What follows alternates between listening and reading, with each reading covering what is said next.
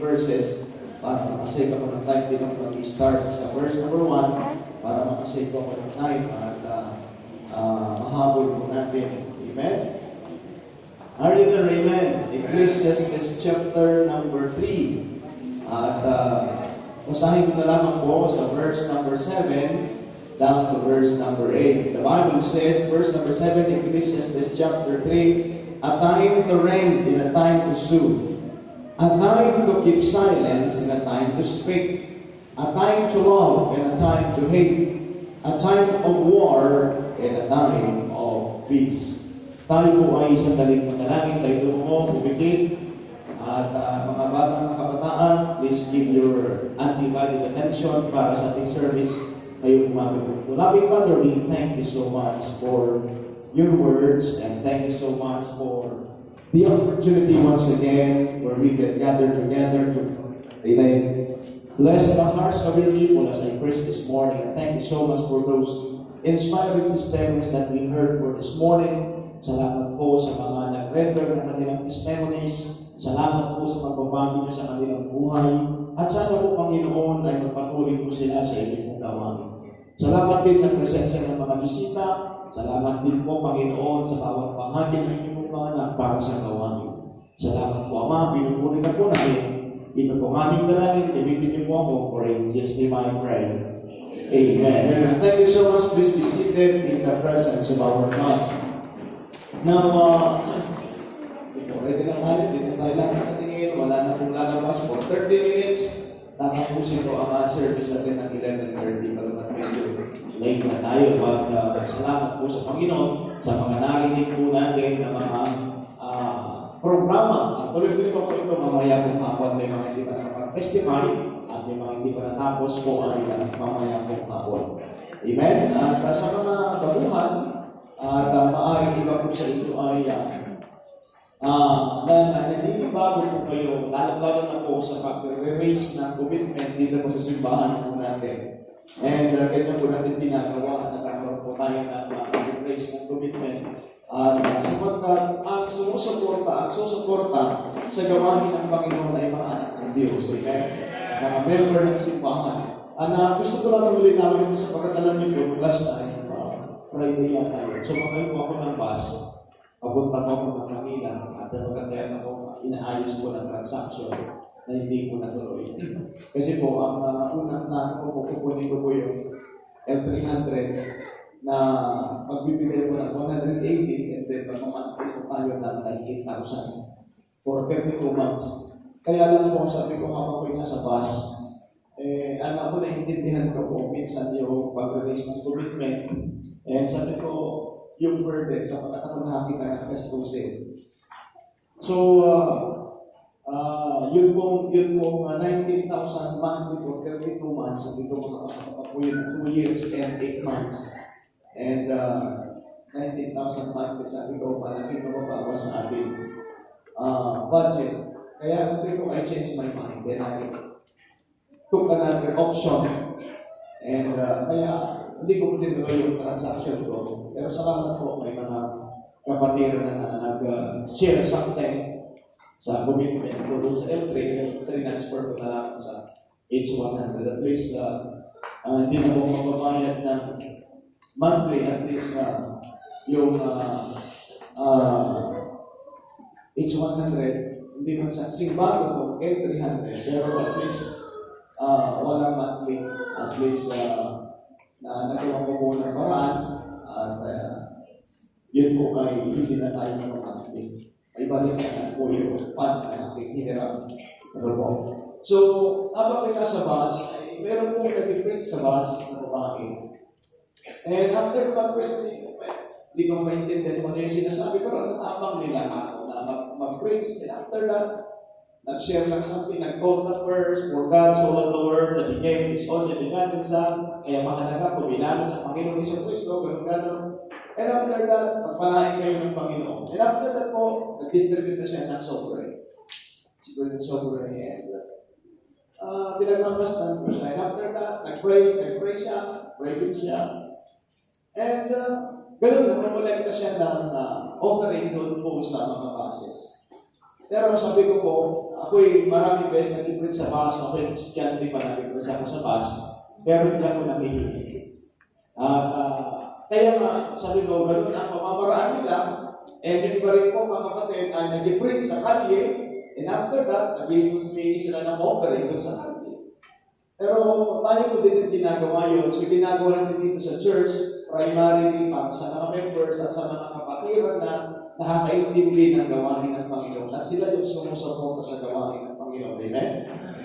Salamat po sa kaya sabi ko salamat sa mga members, mga Kristiyano na nakakaintindi ng gawain ng Panginoon. At sapagkat sabi ko nga po minsan, napakahirap yung mag-raise ng commitment. But kaya salamat po sa mga members na kakaroon kayo ng bahagi sa gawain ko sapagkat ganyan po tayo nagkakaroon ng mga property dito po sa simbahan. Through commitment, pledges, wala pa pero pinapangako na natin sa Panginoon. At kung binigyan tayo ng Panginoon, ay tayo po ay nagbibigyan. At iba naman po, bagamat yung iba maaaring wala na yung commitment, but I do believe na pag kayo binigyan ng Panginoon, ay magbibigay kayo para sa gawain. Amen?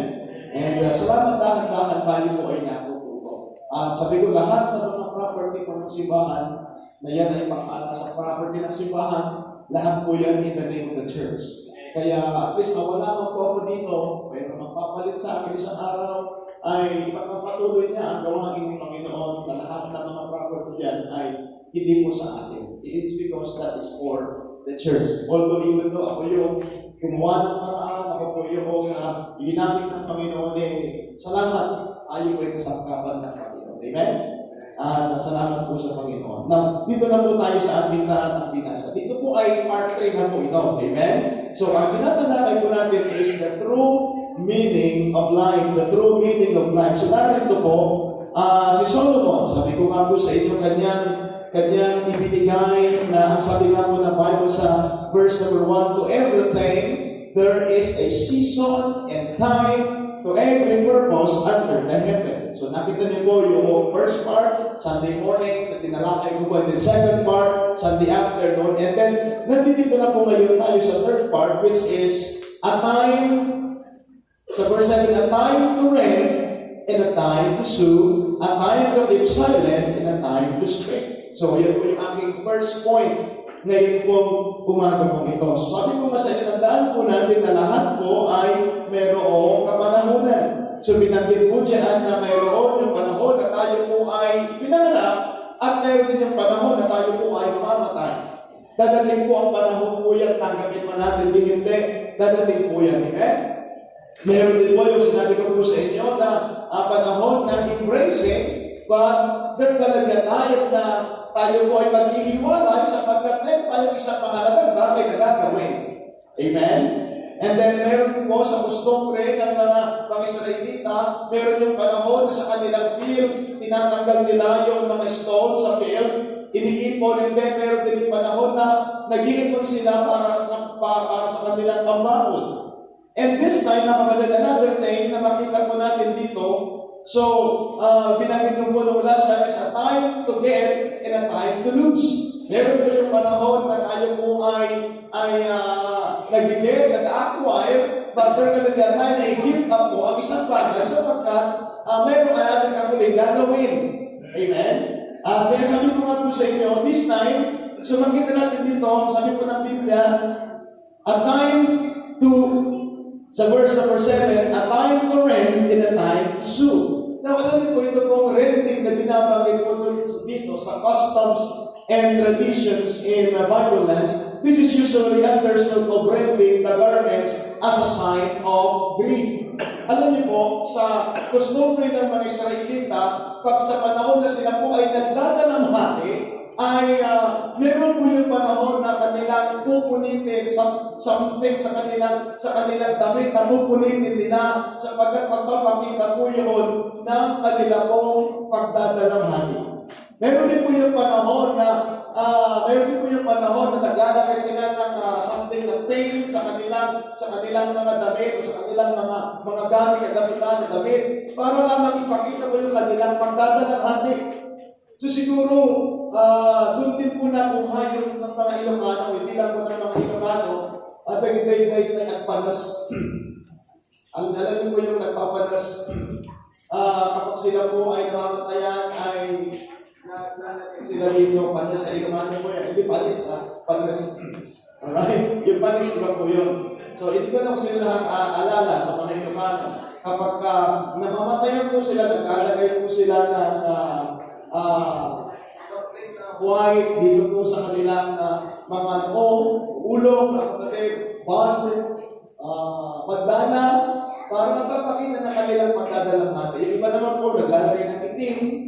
So, pero sa pagkatayo po ng mga Kristiyano na ay hindi na po tayo na-use na sundin yung mga traditions na yan, it's because we already accepted the Lord Jesus Christ as Lord and personal Savior. Amen? But this time ay sa mga Israelites, sapagkat mayroon po silang tinatawag na customs and traditions, ay doon na nag-i-attire na sa panahon ng kanilang pagdadalamhati, mga kapatid, ay kanila pong pupunitin sa part ng kanilang damit na representasyon ng kanilang grief, yung kanilang mourning. But, doon na nag-i-attire na i-repair po nila, tatahiin po nila yung kanilang pinunit sapagkat tapos na po yung panahon ng pagdadalamhati. Are you listening? Amen? So, ibig sabihin po, ipinapakita lamang dito yung kapanahonan. Meron po yung panahon na tayo ay nagdadalamhati, siguro hindi pa naglulubasay sa pagkawala ng kanilang mga mahal sa buhay, pero nagkalagyan tayo na tatahiin na po yun kung nagkaroon man din ng sugat at ngayon ay kinakailangan na dapat mag-heal. Are you listening? Amen? Kaya nga po mga kapatid, so nakita niyo po, sinasabi ko lamang po dito mga kapatid ay talagang mayroong panahon. Kaya kaya tayo natadaan po tayo sa kapighatian sa buhay natin, may mga panahon na tayo may pagdadalamhati dahilan sa pagpanaw ng ating mga mahal sa buhay. But then, there will be a time din na i-comfort po tayo ng Panginoon sa pagpanaw ng ating mga mahal sa buhay. And the best comfort para sa ating mga Kristiyano is yung malaman natin na yung kaluluwa ng ating mga mahal sa buhay na namatay ay nandito na ngayon sa piling ng Panginoon. It's because in 1 Corinthians chapter number 5, sa verse number 5 and verse number 8, the Bible says, to be absent from the body and to be present with the Lord. There's going to be a time that we are already absent sa katawan ko. Kaya salamat po, receiving tayo sa Panginoon. And that will give us comfort sa panahon ng grief, sa panahon ng kapighatian, sa panahon, kapatid, na tayo ay nagdadalamhati at isang araw ay tatapusin ng Panginoon yung ating pagdadalamhati at tayo ay makaka-recover, mga kapatid. Hindi po sa lahat ng panahon ay discourage ka, hindi sa lahat ng panahon ay malungkot ka, hindi sa lahat ng panahon ikaw ay discourage ka, kapatid. There can be a time na tayo po ay nakakalimutan. Sa madaling sabi, meron talagang kapanahon niya, kaya do not expect something na lahat sa buhay natin ay masaya. Meron talagang panahon na magdadalamhati po tayo at nalulungkot tayo sapagkat iniwanan tayo ng ating namamahal sa buhay. Kaya sinasabi namin sa mga young people, ngayon young people, kaya samantalahin mo ninyo na nandiyan ang mga mahal mo sa buhay. You can hug them, you can say thank you on them sa pagkakas sa kanila ng Panginoon. Maimalaya mo ipapadama yung pagmamahal mo sa kanila. Kaya samantalahin natin yun. Sapagkat isang araw, dadating ng panahon na mawawala po sila. Mawawala tayo ng another generation ulit. Kaya makita natin, that's life. Sabi ko nga po sa inyo, let's go back. Sa sinabi ko last time na there are things that we cannot control. Amen? Hindi natin kontrolado yun. Iba yung ating kayamanan, hindi mo kontrolado yan. Maaaring tipid ka ng tipid ngayon, pero isang araw, mawawala ko lahat yan. Iiwanan natin lahat yan. Maaaring hindi na-appreciate yung pagkakaroon ng bahagi sa gawain ng ating Panginoon. Pero yan yung sinasabi, magbigay tayo sa gawain ng Panginoon. Hindi. Isang araw matatapos yung buhay natin. And that's why bakit ko po sinasabi na kinakailangan magkaroon tayo ng bahagi sa gawain ng Diyos. At least, naubos man yung kayamanan mo, naubos man yung pera mo, nagkaroon ka ng bahagi sa gawain ng Diyos. Kailangan mga kapatid,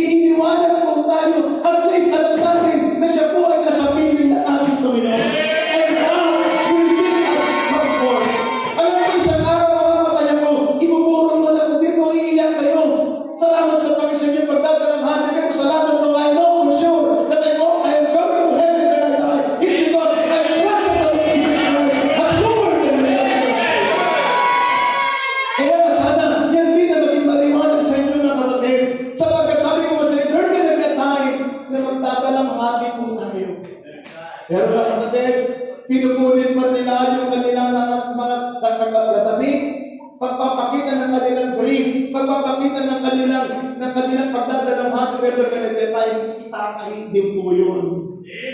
Ibig sabihin, pinapakita dito yung kamanahunan. Meron talagang panahon. Amen? Meron talagang panahon. Kaya kayong mga kabataan, ito ang inyong panahon. Remember now the Creator in the days of the youth.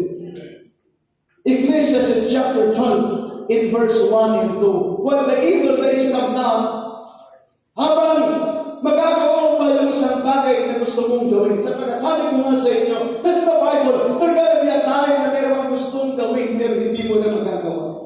So mahalagang bagay na dapat natin maintindihan mga kapatid bilang isang Kristiyano na magandang bagay na tayo bilang isang mananampalataya. Alam natin, that's the Bible, amen? A time to reign and a time to sue. Not only that, another point number 2 is in verse number 8 or verse number 7, mga kapatid. Sabi ng Biblia, a time to keep silence and a time to speak. A time to keep silence and a time to speak. So makita natin dito mga kapatid, mayroong panahon na tayo po ay mananahimik at mayroon din pong panahon na dapat po tayo magsalita. Amen?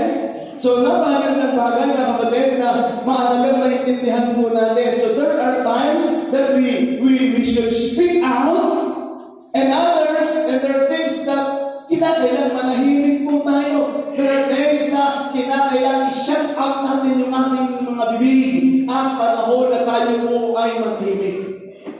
Alam mo, lalo na kuminsan, sometimes hindi natin napapantayan yan kapag tayo po ay mayroong problema, salita po tayo ng salita. Pero mga kapatid, dapat natin maintindihan na may mga panahon na maintindihan na dapat din naman tayo manahimik. Halimbawa, mayroong kausap. Panahon mo ay para magsalita din, you need to speak. Sabihin mo yung mga dapat mong sabihin, tumigil ka naman. Kapag na tapos naman na ang iyong termino, dapat ka din naman makinig na rin. Amen? Ay, even po sa mag-asawa, even po sa ating lahat, meron yung panahon, mga kapatid, na kinakailangan sabihin mo yung dapat mong gawin, sabihin. Pero kung natag naman parang ng radyo na wala ka ng tigil na kasasalita. Amen? Even po ako, mga kapatid, na nagsasalita ko sa inyo. Panahon na magsalita ako, it's time for me to preach the word of God, then it's time for me to give you the word of God. Magkakalaga tayo na kinakailangan maupunan ako, manahimik at manalangin. Kung meron pa hindi ako dapat na hindi na nabanggit, sabihin ko sa Panginoon na I give it to the Lord.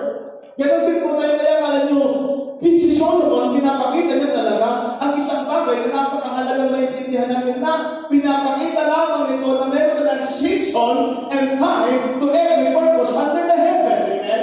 Kaya kung ikaw ay tinatanong at dapat na magsalita, dapat na magsalita. Pero kung dapat ka naman manahimik, tumigil ka naman na sa pagsasalita sapagkat dapat ka na rin manahimik. Amen? Kaya nga minsan nagkakagulo sa tahanan po natin. Bakit? Ayaw kang tumigil eh. O ayaw kang tumigil dyan. Boom! Yun, tinamahan ko na tuloy. Sabi ng Biblia, violence shall over the mouth of the wicked. Pero maging gagawin yun. Amen? Mahirap po yun. Amen? Kaya nga po mga kapatid, makita niyo po ninyo. Ano po yung example? Let's take a look to Proverbs chapter number 15. Proverbs chapter number 15 at makikita natin dito mga kapatid ang sinasabi po ng Bible na napakagandang bagay na dapat po natin maintindihan mga kapatid. Amen? Proverbs chapter 15 in verse number 23. So a very familiar passage sa mga nagbabasa ng Bible. Sabi po ng Bible dyan, a man hath joy by the answer of his mouth, and a word spoken in due season, how good is it? So nakita niyo po dyan mga kapatid, here is Solomon, sabi po ng Biblia sa verse number 23, amen? A man hath joy by the answer of his mouth, and a word spoken in due season, how good is it? There's gonna be a time na nakakalig sila sa atin ng encouragement that is in due season. Pero taktak panahon na nakakapakinig ka ng encouragement. Amen? Salamat po sa atin. Ilan sa atin mga kapatid, ang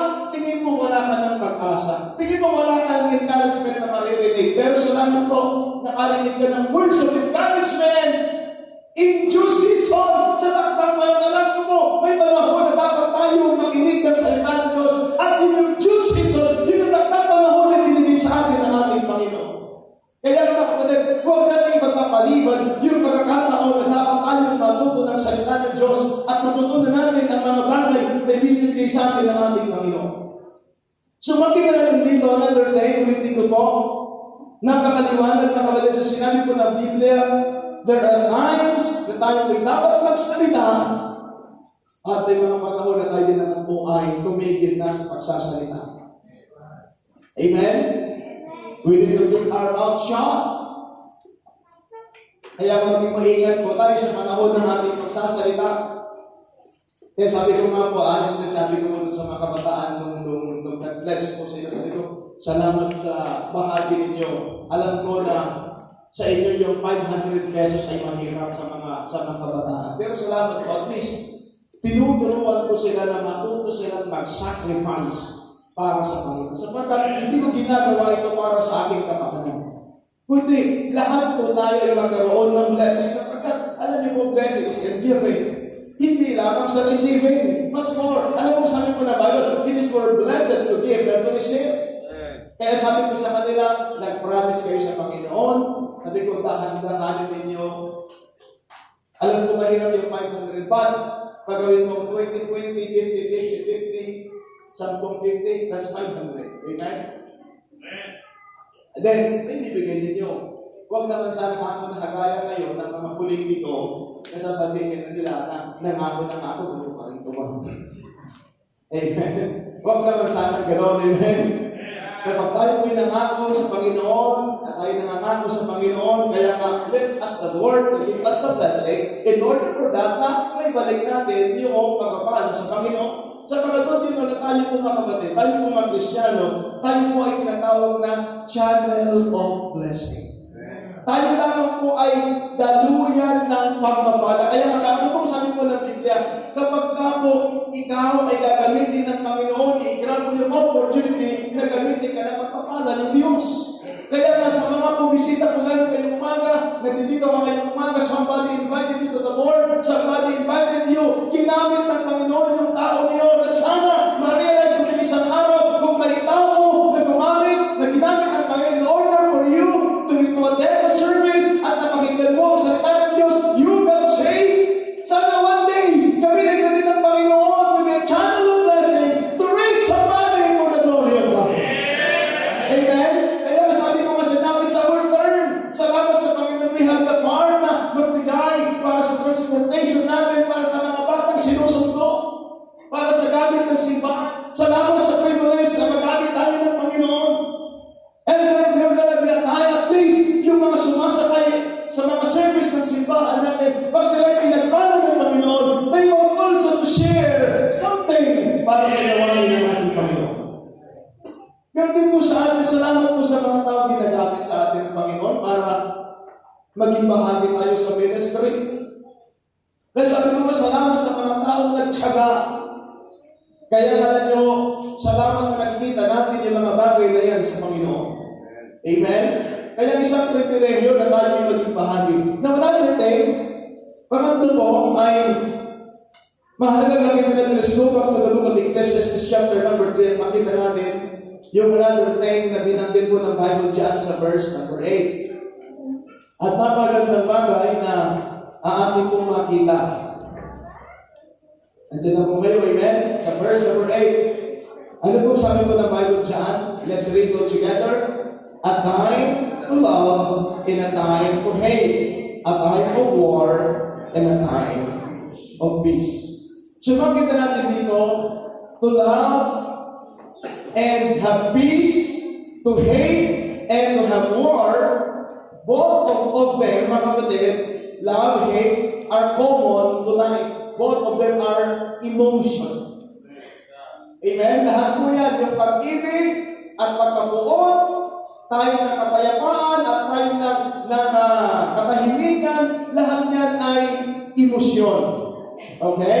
Kaya nga po, mahalaga na kapatid na kinakailan matutunan natin common sa buhay po natin yan. Kahit na sino mang napakabait isang araw, tayo po ay magagalit. Kaya mga kapatid, sabi ko nga po sa inyo lagi, kung mabait yung mga kasama po ninyo, huwag mo naman abusuhin. Ang problema kasi natin, titignan yung mga young people, makinig kayo. Minsan pag mabait yung mga magulang ninyo, inaabuso niyo. Nakikinig pa kayo young people? Minsan pag mabait yung mga magulang ninyo at minsan ay iniintindi kayo, pero minsan umaabuso kayo. Kaya huwag din naman abusuhin yung kabaitan ng inyong kapwa.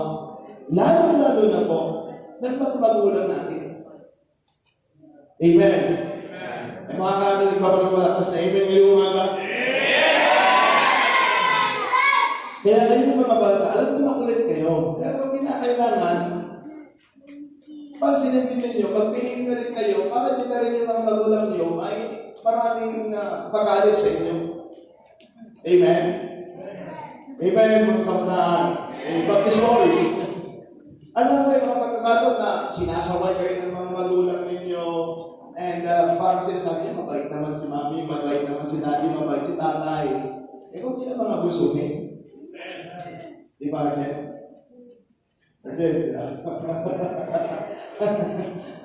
mabait si mami Arjen, di ba? Mabait si daddy, di ba? Oo, huwag mo abusuhin, ha? Magpakabait ka rin dapat. Amen? Say amen, Arjen. Did you understand me? English kasi itong bata ko. Did you understand me? Intindihan mo ako? Hindi ka pa. Anyways. Now, tandaan po natin na dumarating talaga yung emosyon sa buhay natin. Pero, kinakailan matutunan po natin ang mga bagay po nito. Now, there are things to be loved, and there are things that we need to be hate. We need to be hated. Okay? So, unahin ko po, tingnan niyo po mga kapatid sa John chapter number 30, 34 and 35, these are the things that we need to love. John chapter number 13, verse number 34, down to verse number 35. Narito ang ating Panginoong Jesucristo ng turo. Buksan niyo mo yung Bible ninyo. John chapter number 13, verse number 34. Ano pong sabi mo ng Bible sa verse number 34? A new commandment I give unto you, that ye love one another, as I have loved you, that ye also love one another.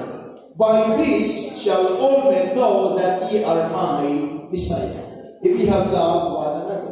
So nakita natin dito mga kapatid, itinuro ng Panginoon in the New Testament time, sabi ng Panginoon, a new commandment na ipinag-uutos ko sa inyo, sabi po ng Bible, that ye love one another as I love you. Nakikita niyo po, ang batayan ng pagmamahal natin sa ating kapwa ay sa pagmamahal ng Diyos. Kung paano ka minahal ng Diyos, ganoon mo din naman mahalin ang iyong kapwa. Yes, that's the Bible, mga kapatid. Kaya masalamat lahat po na pinaway in the list of this. Lahat po tayo ay recipient ng pagmamahal ng Diyos. Maaari kayo mga young people, sasabihin ninyo, hindi ako mahal ng mama ko, hindi ako mahal ng papa ko, hindi ako mahal ng tatay ko. Nagkakamali ka dyan. Ngayon, if that would be the case, dapat mo rin malaman na mahal ka ng Diyos. Amen? Dapat mahal ka ng Diyos, dapat naintindihan mo na mahal ka ng Diyos, dapat na alam mo na bubuhay ka ngayon. Nandito mo ngayon sa bahay para bahan, minahal ka ng Diyos.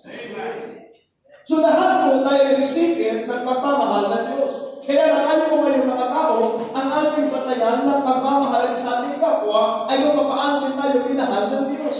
Paano nga ba tayo minahal ng Diyos? Ibinigay niya ang kanyang bugtong na anak para po sa atin.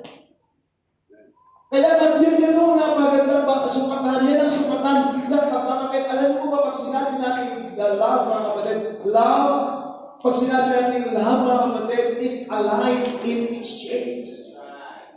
Alive in exchange is the best meaning of love. Minsan sabi niya sa mga Islam note dati, what is love? Define love. Love is sweet but you cannot eat. But mga kapatid, Alam niyo, pag sinabi natin love is a life in exchange. A life in exchange. Buhay ng Panginoong Jesucristo ang ibinigay ng Ama para po sa amin. At salamat po sa kanyang pagmamahal. Kaya nga po, dito tinuturuan po rin tayo na kinakailangan matuto tayo ng pagmamahal. At lahat po tayo ay bunga ng pagmamahal.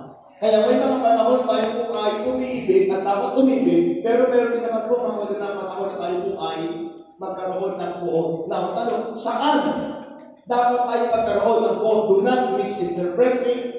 Do not misunderstood me. Now, dito po, makita natin, mayroong bagay na kinapupuutan ng ating Panginoon. At kung mayroong bagay na kinapupuutan ng ating Panginoon, ganoon din naman po tayo mga Kristyano, ganoon din naman po yung ating kapuutan. Kaya sabi ni Paul, o sabi ni Solomon, a time to love and a time to hate.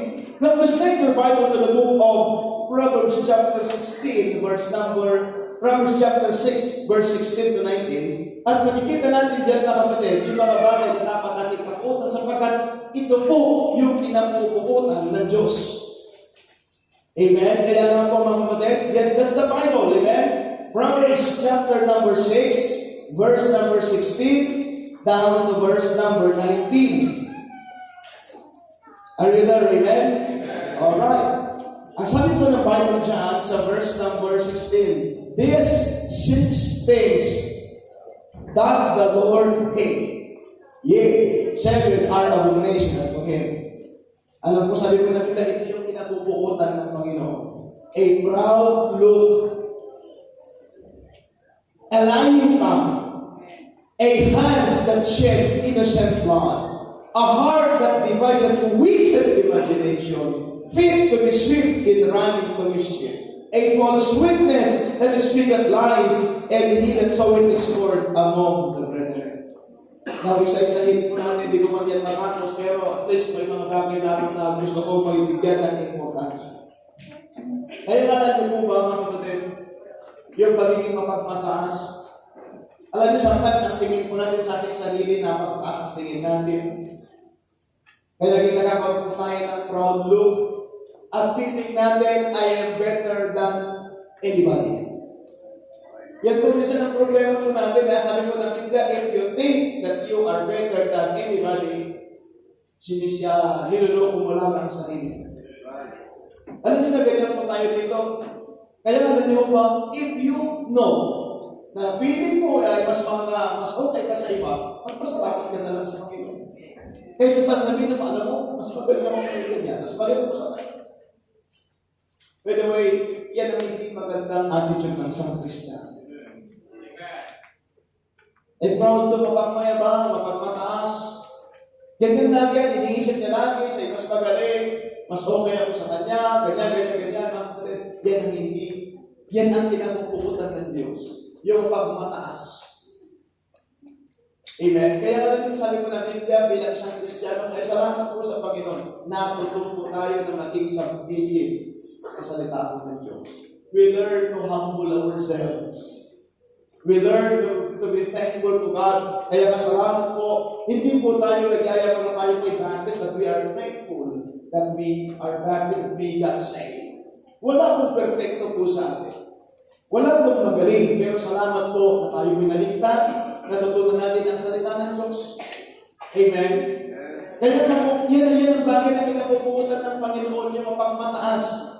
In Proverbs chapter 16, sabi mo ng Biblia, in verse number 18, pride goeth before destruction. Pride goeth before destruction. By the way, tingnan niyo po, ano ang kasalanan ni Angel Lucifer, na yan ang nagpos sa kanya mula sa magiging anghel down sa magiging demonyo. Alam niyo kung makinig ko kayo may si Satan po or si Lucifer, created by God na isang mabuting anghel. Kaya ang pangalan Lucifer po ay maganda. Angel Lucifer. Meaning is son of the morning or day star. Yan po pangalan na si Lucifer po, siya po ang in charge sa 1/3 ng mga angels na primarily po, ang trabaho niya ay bantayan yung trono ng Diyos.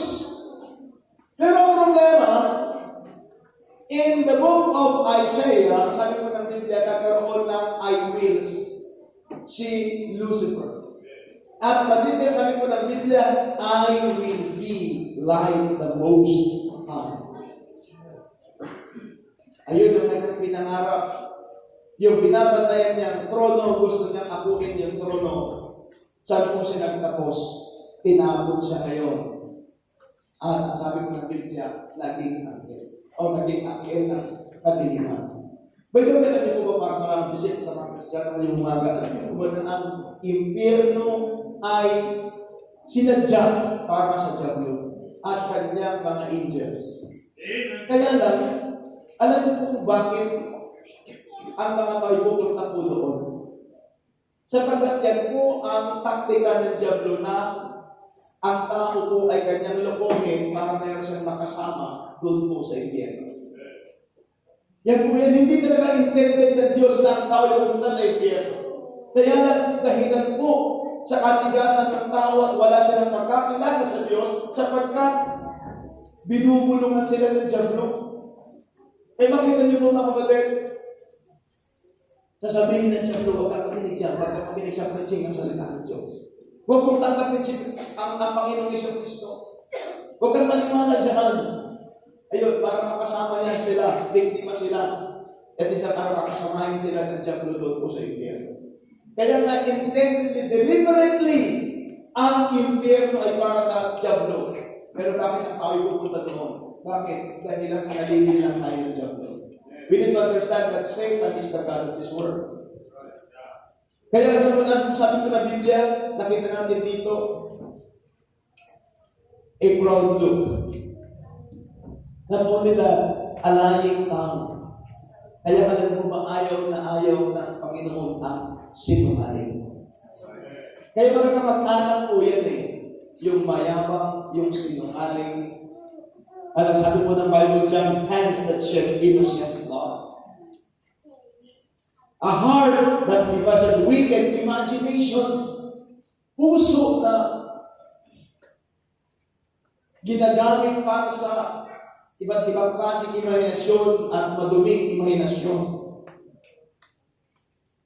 Yan po yung mga bagay. Sa social interest ko po yan, isa-isa ito po yan. Another message. Para i-explain ko sa inyo ng maigi. Kaya nga po din, in closing, may mga bagay talaga na dapat natin iibigin at may mga bagay dapat tayo iwawaksi. Dapat natin kapuputan at kailanman ay nilitaan iligin. Ayaw natin at huwag rin natin iligin ang pagiging mataas. Huwag mong tanang iligin ang pagiging sinungaling. Huwag mong tanang iligin ang magsalita ka ng hindi maganda para sa iyong kapwa. Amen? That's the Bible. Yan ang mga bagay na pinapupukutan ng Panginoon. Yan ang ayaw na ayaw ng ating Panginoon. Kaya na napakahalaga na kung ano yung mga bagay na pinapupukutan ng Diyos, ay huwag din po natin gagawin. Sabi, a false witness and speaks at lies. Yung maging saksi ka ng kasinungalingan, that's the Bible. Kaya maging mag-ingat po tayo sa ating po pagiging witness.